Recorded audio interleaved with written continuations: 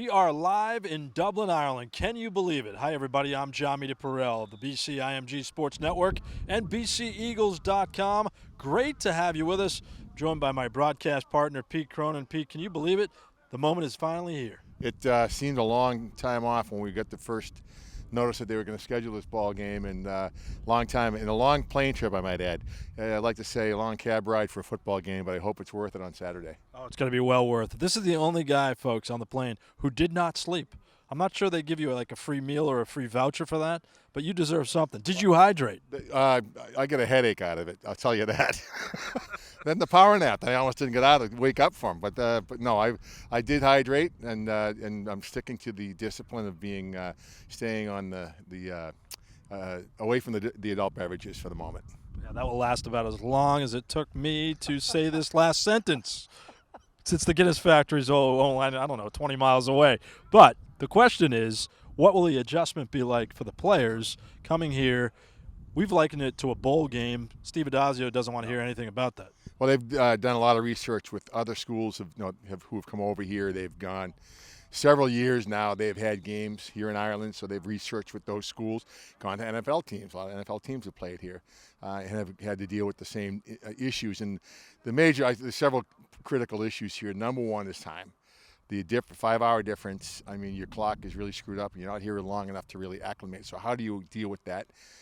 Steve Adazio opted to come a day earlier than Georgia Tech. Georgia Tech's coming in tomorrow, or today for tomorrow. But and then the other thing is, do you try to get your players to acclimate to the local time, or do you keep on an East Coast schedule?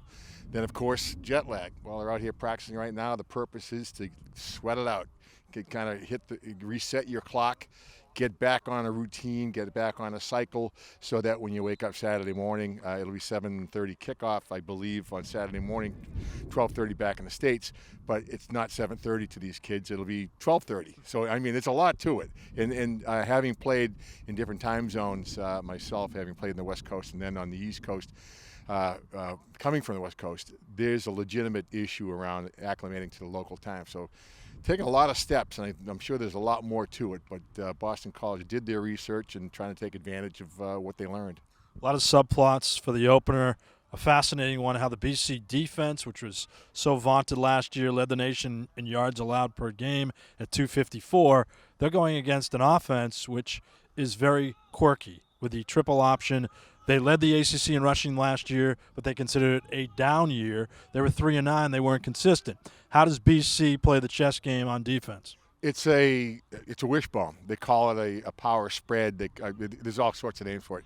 It's basically a wishbone, and Steve Adazio describes it as a tricked-up option. So like a tricked-up automobile, kind of all the weird stuff. And so it's really designed to force teams to play pure discipline defense. And also, if somebody does not follow the prescribed plan, I've got quarterback, I've got dive, I've got pitch. If you put your nose somewhere, it turns into a big play.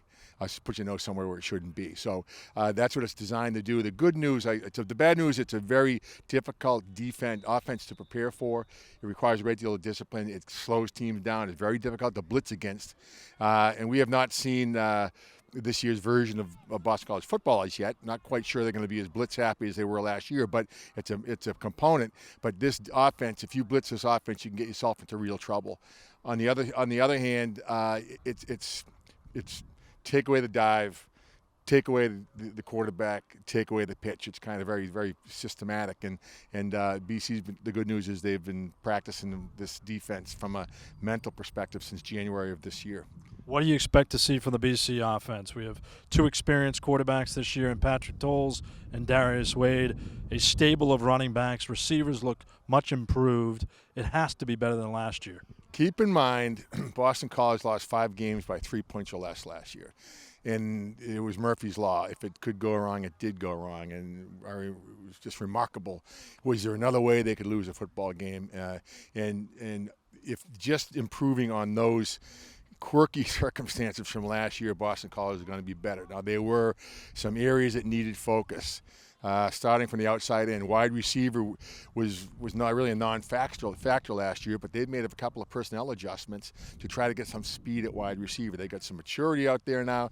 Now they've got some speed. They've got some players they believe can stretch the field. And Boston College hasn't had a receiver that could stretch the field consistently as far back as I can remember. They were exceptions, not the rule. Now we've got a couple on this team right now. The next area of focus is offensive line. We talked about it a lot last year. You can't coach experience. They're more experienced. They also took a much more patient approach in the spring, where the defense allowed the offense to really get their feet underneath them, to really learn their assignments against a pretty darn good defense, but they didn't overkill. They allowed this team, this offensive line, to gel, learn their assignments, get their calls, get in their rhythm. So they're going to be better. Tight end positions under Scott Loeffler, the offensive coordinator, should emerge as a bigger part of this offense.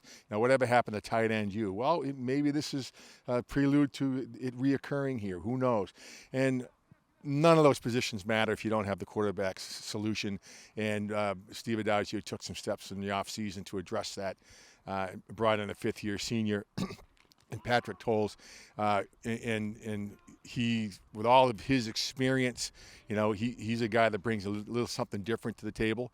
That's something he was looking for. And Darius Wade obviously was the quarterback of the future until he got hurt last year, and he's in the mix. So across the board, you'd have to say they've made a number of improvements. Well, the proof's in the pudding. The pudding served up on Saturday morning. Pudding should be cold tonight in Dublin, that's for sure. And you know what? Tomorrow we're going to talk more about the quarterbacks, because those are the two guys that are going to make this offense go this year. There's no doubt about that. And one of your favorite subjects as well, special teams, will be a feature of our preview. BC and Georgia Tech, Saturday at 12:30. Our broadcast time begins at 7 a.m. It's breakfast with Cronan, hopefully not of the liquid variety. 7 a.m. on the BC IMG Sports Network. He's Pete Cronan. I'm Jon Meterparel. Check back on bceagles.com for updates from Dublin.